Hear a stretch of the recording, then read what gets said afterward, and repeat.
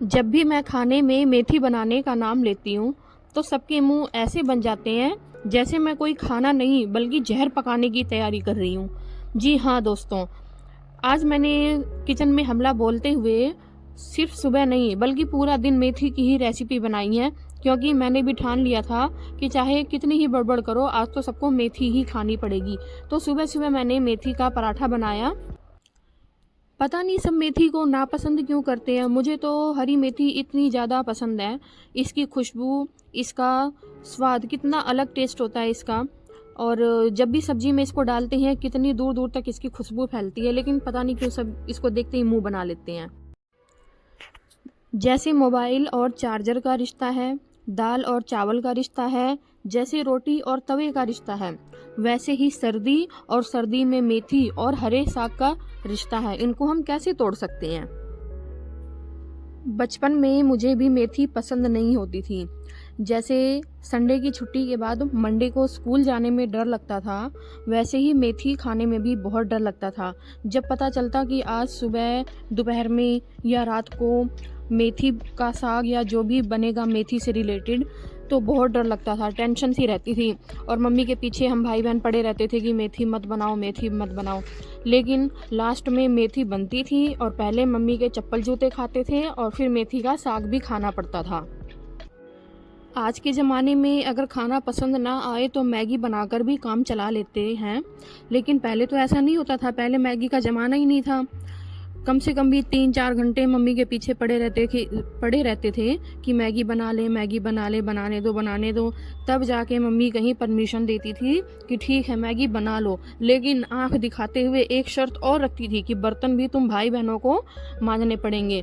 तब हम हाँ करके और फिर मैगी बनाते थे। मैगी खा के बर्तन चाहे जैसे भी हो हमें ही मांजने पड़ते थे, ऐसा होता था हमारे साथ।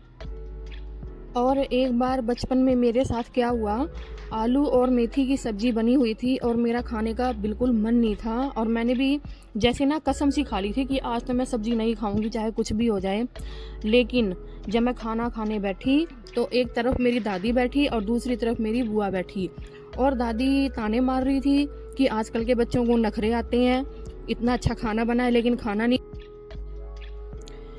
मतलब दादी कह रही थी कि आजकल के बच्चों को इतना नखरा आता है कि इतना बढ़िया खाना बना के दे दो लेकिन ये लोग खाते ही नहीं है। और दूसरी तरफ मेरी बुआ वो अलग धमकी दे रही थी कि अगर तूने नहीं खाया तो मैं तेरी पीठ में मुक्का मारूंगी। और मैंने एक निवाला मुंह में डाल तो लिया, लेकिन हे भगवान, वो उसका टेस्ट मुझे इतना गंदा लगा। ना मैं वो निगल सकती थी ना मैं वो थूक सकती थी, क्योंकि अगर निगल लूँगी तो उल्टी आएगी और नहीं खाऊंगी तो मेरी बुआ मारेगी। और ये बिल्कुल सच्ची बात है। पता नहीं मेरी बुआ को याद है या नहीं है, लेकिन मुझे अच्छे से याद है, क्योंकि बचपन में अगर ऐसा कुछ हुआ होता है ना हमारे साथ, जो चीज़ें हमें ना पसंद हो और फिर भी हमें पिटाई करके वो काम करवाया गया हो, तो वो चीज़ें हमें अक्सर याद रह जाती हैं। तो मैंने भी आज वैसा ही कुछ मूड बना लिया कि जैसे भी हो, चाहे लड़ाई हो, चाहे पिटाई करनी पड़े बच्चे की, लेकिन आज तो मेथी ही खिलाऊंगी। तो सुबह मैंने पराठा बना दिया था चाय के साथ और नाश्ता कर लिया था। फिर दोपहर में मैंने फिर मेथी जो मैंने पहले से ही काट के इस वाइट पन्नी में रखा हुआ है, तो ये मेथी और साथ में गाजर और एक आलू, ये मिक्स करके मैंने सब्जी बनाई। तो मैंने पिछली वीडियो में भी बताया था कि जो सब्जियां ज़्यादा टाइम लेती हैं जैसे मटर है या मेथी है, तो इनको मैं पहले ही काट छाट के फ्रिज में स्टोर करके रख देती हूँ। तो ये मेथी भी मैंने रख ली थी। तो मैंने यहाँ सब्जियाँ काट के और सब्जी जो है बना ली थी।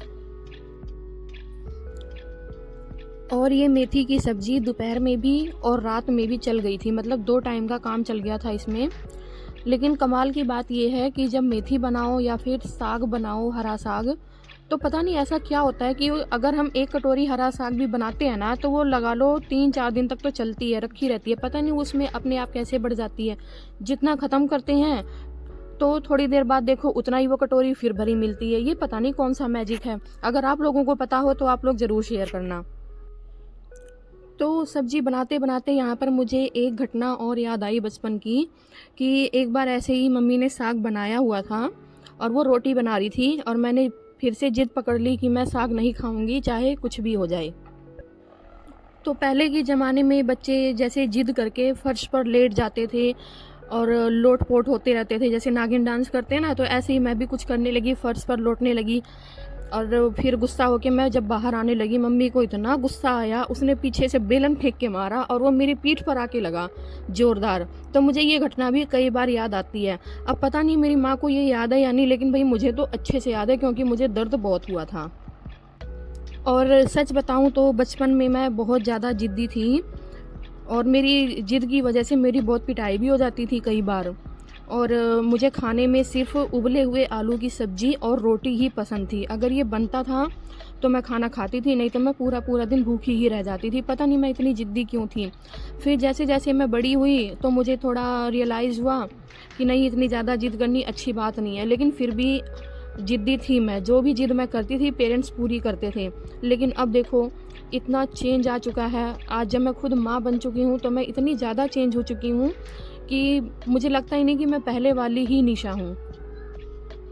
मेरा नेचर काफ़ी ज़्यादा चेंज हो चुका है, और मैं ही नहीं, सभी बहनें ऐसी ही होती हैं, मुझे पता है। सब मायके में जैसे कहते हैं ना, पापा की परी, पापा की प्रिंसेस होती हैं, लाडली होती हैं, लेकिन ससुराल में आने के बाद सब बदल जाते हैं, और बदलना भी पड़ता है। बहुत कुछ एडजस्ट करना पड़ता है हम लोगों को। वैसे आप लोगों की भी कोई ना कोई स्टोरी होगी बचपन की, जब आपने साग ना खाया हो या मेथी खाने से मना कर दिया हो।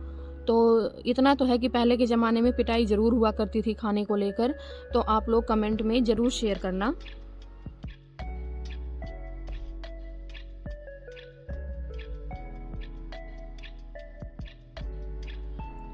वैसे एक सच्चाई ये भी है कि जैसे-जैसे हमारी उम्र बढ़ती है, हम खुद ही चेंज होने लगते हैं। हमारा थॉट प्रोसेस भी चेंज होने लगता है। पहले हमारी सोच कुछ और होती थी, और अब समय के साथ-साथ हमारी सोच कुछ और होती जाती है। कुछ सेहत का भी लगता है कि हाँ, अब हमें अपनी सेहत का भी ध्यान रखना चाहिए, क्योंकि पहले हम खाने-पीने में बहुत लापरवाही करते हैं। चाहे हमें कितना ही अच्छा डाइट मिले, लेकिन फिर भी हम उसकी बेनिफिट्स को इग्नोर कर देते हैं और उस खाने को बिल्कुल भी नहीं खाते। लेकिन जैसे-जैसे उम्र बढ़ती है, तब हमें रियलाइज़ होता है कि हाँ, वाक़ई में वो चीज़ें काफ़ी असरदार हैं, और फिर हम धीरे-धीरे उनको खाना शुरू करते हैं। तो मेरे साथ भी ऐसा ही कुछ हुआ है, और अब मैंने सब्ज़ी बना ली है और साथ में आटा भी गूँध के रख दिया है मैंने। फिर मैं उसके बाद छत पर चली गई थोड़ी देर के लिए, क्योंकि खाना अभी मतलब कि थोड़ी देर में बनाऊँगी, तो इसलिए मैं छत पे चली गई। छत पर मैंने संतरे की फ़ोटो खींची, और ये चिड़िया छत पर बैठी हुई थी तो मुझे अच्छी लगी। मैंने इसकी भी वीडियो बनाई। मुझे ऐसा लग रहा था कि जैसे ये चिड़िया बिल्कुल हल्की सी, देखो आसमान में कितने आराम से बैठी है। और हम जैसे लोग जो दिन प्रतिदिन अपना वज़न